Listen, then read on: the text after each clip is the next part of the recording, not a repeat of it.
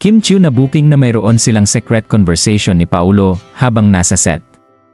Sa isang panayam sa aktres na si Kim Chiu ay natawa ito nang lumabas ang larawan kung saan inaalalayan siya ni Paulo Avellino sa set noon. Mayroon kasing isang staff na nagsabing kapag magkasama ang dalawa ay para silang walang nakikitang ibang tao. Pinatunayan naman ito ng aktres dahil walang dalawang isip na inamin ng dalaga ang kwento na yon. Ayon pa sa kanya, na-appreciate niya si Paulo Avellino nang kumain silang dalawa sa isang restaurant at nag-order ang dalaga ng pagkain na kanyang paborito. Sa maliliit na bagay talaga nagiging soft ang dalaga dahil pag-amin nito ay never pa siyang naglabas ng pera kapag kasama ang aktor. Ayon naman kay Kim Chiu ay mas gusto niyang hati sila sa mga babayaran dahil mas gusto niyang fair silang dalawa. Ngunit bilang isang gentleman ay hindi pumapayag si Paulo Avellino dito. Mas gusto kasi ni Paulo Avellino na siya ang nagbabayad at gumagasto sa lahat.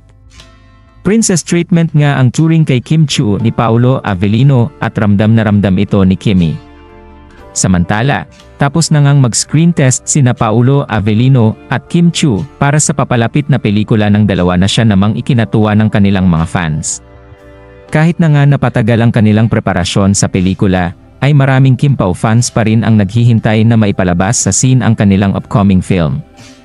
Talagang hulog ng langit ang mga taong nagmamahal sa kanilang dalawa dahil hinihintay pa rin ang kanilang mga projects kahit gaano katagal ang panahon na lumipas. Samantala, mas maraming sweet moments na naman off-cam ang maibabahagi ng mga taong nakapaligid sa dalawa sa pagsisimula ng kanilang teleserye.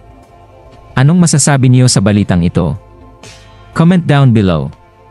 Maraming salamat sa panonood at huwag kalimutang mag-subscribe for more videos.